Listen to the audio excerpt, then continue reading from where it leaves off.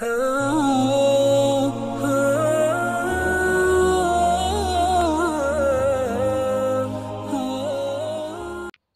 warahmatullahi wabarakatuh. Apa kabar sahabat semua? Semoga senantiasa sehat, bahagia, sukses, dan senantiasa dalam lindungan Allah Subhanahu wa taala.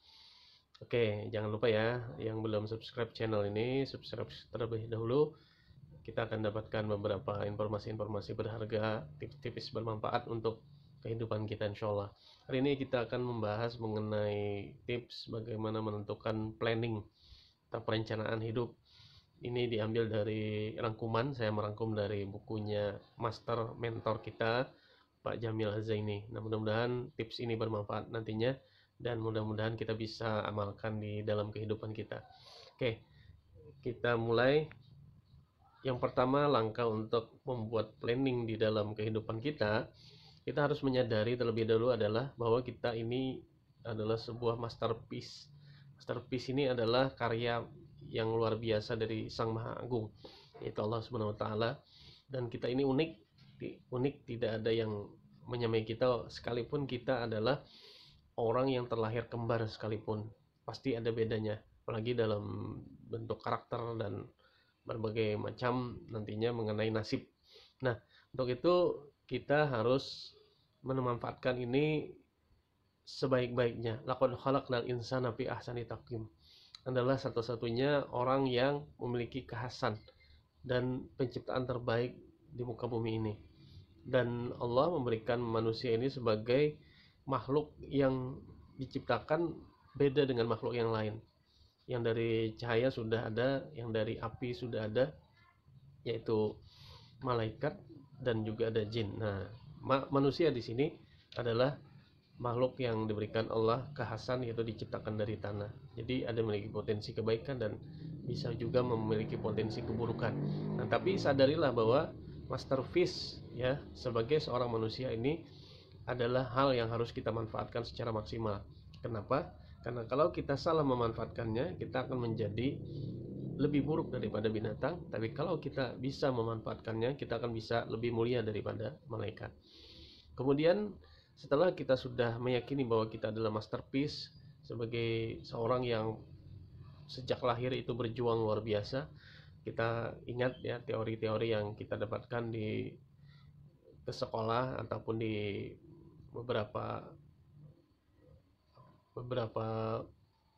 sumber, bahwa manusia itu pada saat terlahir itu sudah mengalahkan ribuan sel ya, ribuan sel sperma. Nah, maka dari itu artinya kita sudah berjuang sejak di dalam kandungan ibu kita diberikan potensi tersebut. Nah, setelah itu kita meyakini sebagai masterpiece, kita unik, kita menjadi pribadi yang luar biasa. Kemudian langkah kedua adalah kita tetapkan prestasi terbaik kita yang ingin kita raih. Ingat, manusia tidak bisa menguasai segalanya, tapi manusia akan mendapatkan apa dia yang fokuskan untuk dia lakukan. Nah, tetapkan prestasi terbaik kita sehingga prestasi ini yang akan menjadikan kita sukses dalam mendapatkan rezeki, meraih kebahagiaan di dunia, terlebih adalah meraih kebahagiaan di akhirat. Jadi kita penting sekali untuk menetapkan prestasi terbaik kita, karena inilah nanti yang akan menjadikan panduan, guidance, pedoman untuk kita mencapai apa yang ingin kita raih. Ada sebuah percobaan dari seorang ahli dari ilmuwan Prancis mengadakan percobaan terhadap sekelompok ulat. Jadi ulat ini mengelilingi sebuah makanan. Jadi di tengahnya itu, dari ulat yang paling depan sampai yang paling belakang itu disambung sampai ekornya ya. Jadi disambung, ada beberapa ulat, sedangkan makanan ditaruh di tengahnya. Nah, ternyata setelah dibuat sambungan tersebut, ulat tersebut malah tidak mengindahkan bahwa ada makanan yang sebenarnya bisa menyambung kehidupan dia. Ulat tersebut mengelilingi 1 jam, 2 jam, sehari, 2 hari, sampai akhirnya semua ulat tersebut mati. dia tidak menyadari bahwa ada makanan yang sebenarnya kalau dia mau membelokkan diri untuk ke makanan tersebut, pastinya tidak tragis nasib ulat tersebut. Nah, ini adalah sebuah perumpamaan bahwa manusia ini beda sama binatang. Kita diberi akal, ulat tidak diberikan akal sebagai istilah saya. Artinya jangan sampai kita memiliki rutinitas kehidupan itu yang menyebabkan kita akhirnya tidak mencapai prestasi apapun. Intinya kita harus memiliki sebuah keinginan yang kuat untuk mencapai impian. Nah, I have a dream, ya, saya memiliki impian. Nah, yang benar kita harus menulis impian tersebut secara spesifik. Misalnya ingin di bisnis kuliner misalnya, spesifik, atau ingin menjadi seorang eh, politikus misalnya, spesifik. Tapi ingat, nilai-nilai agama adalah hal yang dikedepankan.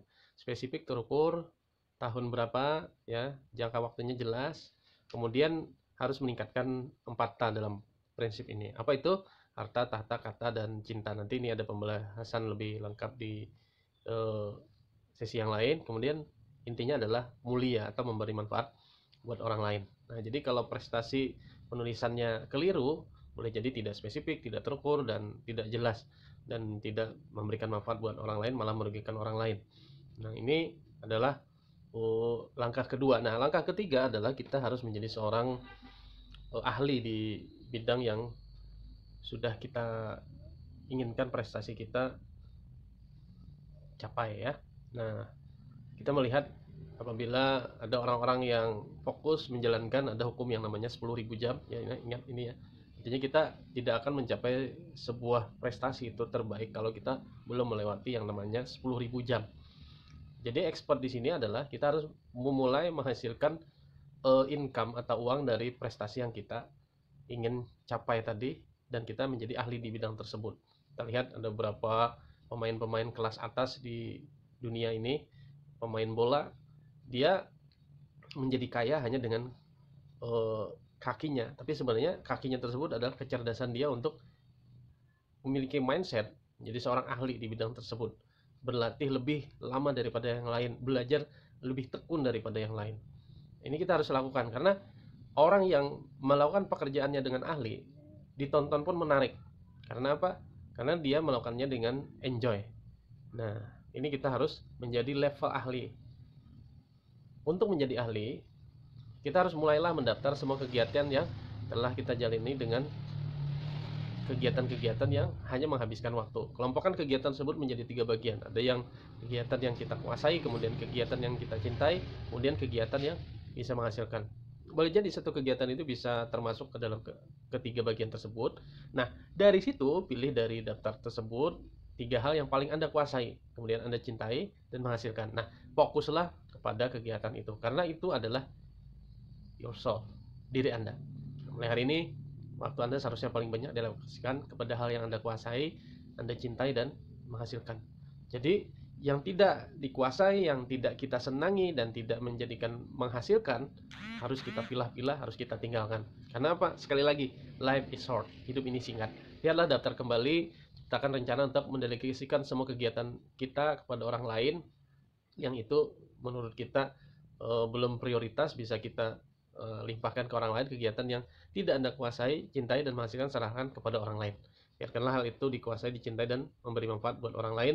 Dan cara seperti ini Anda akan semakin fokus dengan hal yang benar-benar kita inginkan untuk mencapai tujuan. Nah, nanti dibikin kolom seperti ini, ya. Ada 3. Fokuslah pada pekerjaan-pekerjaan ini, yang kuasai, yang dicintai, dan kemudian kegiatan yang menghasilkan. Kemudian curahkan waktu untuk meningkatkan ekspor kita. Tidur juga kita harus hitung, bekerja berapa, meningkatkan ekspor berapa jam, berinteraksi dengan keluarga berapa jam, ibadah, nonton televisi, atau main handphone. Nah, ini semuanya kita hitung. Nah, kemudian kita juga harus mencari guru-guru di bidang yang kita inginkan. Saya pernah lagi kecil belajar main gitar tanpa ada guru, main piano. Akhirnya apa? Hanya menguasai ting-tong saja, sampai akhirnya tidak menguasai apapun, cuman bisa memiliki gitar, kemudian memiliki piano, tapi tidak bisa menguasai tanpa ada guru. Nah, paling mudah adalah kita harus ada memiliki mentor atau guru. Nah, carilah guru kita untuk menjadi ahli siapa, belajarlah sama dia. Guru spiritual siapa, kemudian guru kehidupan siapa, datangi atau pelajari. Kalau dia tidak ada di kota kita, jauh, beli buku-bukunya, kemudian lihat websitenya, Facebooknya, media sosialnya, berusahalah bisa berkomunikasi dengan orang tersebut, punya impian untuk bisa ketemu orang tersebut misalnya, kalau itu adalah idola kita. Karena apa? Dari mereka lah kita akan tergerak, ya. Karena manusia itu biasanya akan mudah melakukan sesuatu itu kalau dia mengidolakan sesuatu, ya. Nah, kemudian kita harus mencari sahabat dengan orang-orang yang benar-benar mendukung kita. Jadi saat ini harus kita pilah-pilah siapa saja yang benar-benar mendukung ekspor kita, dream kita. Jangan sampai kita berkumpul dengan orang-orang yang malah membuat kita down. Ini saya ibaratkan seperti ini, ya. Kita biasanya kalau dapat nilai di sekolah atau waktu kuliah, melihat nilai itu pasti biasanya mencari orang yang senasib sepenanggungan. Maksudnya seperti apa? Kalau kita biasanya nilainya A, maka biasanya tosnya atau cari temannya, oh ini A juga. Tapi kalau biasanya kita nilainya C atau D, biasanya pada saat ketemu A, kita malah tidak mau friend. Tapi kalau ada teman kita yang C juga, wah kita semangat tos, seakan-akan dunia sama, ada teman yang senasib sepenanggungan. Nah ini hati-hati, kalau kita terbiasa memiliki teman yang levelnya di bawah kita atau sama saja dengan kita pada saat kita masih belajar, ini akan menentukan bagaimana nasib kita. Jadi carilah yang levelnya lebih di atas kita, jadilah teman, kanlah mereka guru kita. Kemudian sempurnakan hidup kita sekarang dengan cara apa? Tetapkanlah target Anda secara terukur dan menantang apa saja dari bidang-bidang utama karya yang kita ingin hasilkan. Kesehatan kita seperti apa targetnya, kemudian keluarga kita seperti apa, yang belum menikah seperti apa planningnya untuk menikahnya, kemudian berapa aset yang dimiliki, uang yang dimiliki, kemudian kehidupan spiritual, kapan mau buka naik haji, umroh, kemudian mungkin amal spiritual, kepedulian seperti itu. Ini adalah tetapkan target, tuliskan saja, kemudian sering-sering kita baca. Nah kemudian bersikaplah selalu positif, hilangkan kata-kata tadi yang negatif. Jadi misalnya saya tidak bisa, saya menyerah, sakit, saya susah. Nah ini kita ganti kata-katanya dengan kata-kata yang positif. Harus lebih banyak belajar, saya pasti bisa, saya percaya. Hal ini mungkin sulit tapi pasti ada jalan keluar, saya akan berlatih meningkatkan kemampuan saya dan pede aja lagi. Ini akan menentukan kita lebih semangat untuk mencapai dream kita, hidup kita lebih bahagia dan hati kita lebih senang. Kemudian selalu kebiasaan negatif kita rubah menjadi komitmen positif dan lebih produktif. Kehidupan kita harus lebih baik daripada hari kemarin. Kalau orang hari ininya lebih buruk daripada hari kemarin, itu orang yang merugi. Hari ini lebih buruk daripada hari kemarin, celaka. Hari ini sama dengan hari kemarin adalah orang yang merugi, dan hari ini lebih baik daripada hari kemarin adalah orang yang sukses. Janganlah menjadi orang yang celaka ataupun merugi, jadilah orang yang sukses. Kemudian susunlah kegiatan rutin kita harian, apa saja yang kita planningkan setiap hari, karena semakin spesifik semakin mudah kita menentukan, dan bersikaplah bermanfaat buat banyak orang. Khairun nas anfa'uhum linnas, tidak akan ada orang menjadi kaya kecuali dia akan harus memperkaya orang lain. Kemudian terakhir adalah sempurnakanlah lingkungan kita. Filosofinya adalah jadilah seperti ikan di air laut, walaupun airnya asin tapi dia tidak asin. Mulailah dari diri kita, dari rumah kita. Sampaikan proposal ini kepada siapapun, dan jangan lupa banyaklah berdoa, karena dengan berdoalah segala perkenan impian kita akan dikabulkan oleh Allah. Kemudian mensyukuri keberhasilan di setiap tahapan kehidupan kita, karena dengan bersyukur niscaya nikmat kita ditambah oleh Allah Subhanahu wa taala. Mudah-mudahan bermanfaat buat kita semua. Billahi taufik wal hidayah. Wassalamualaikum warahmatullahi wabarakatuh.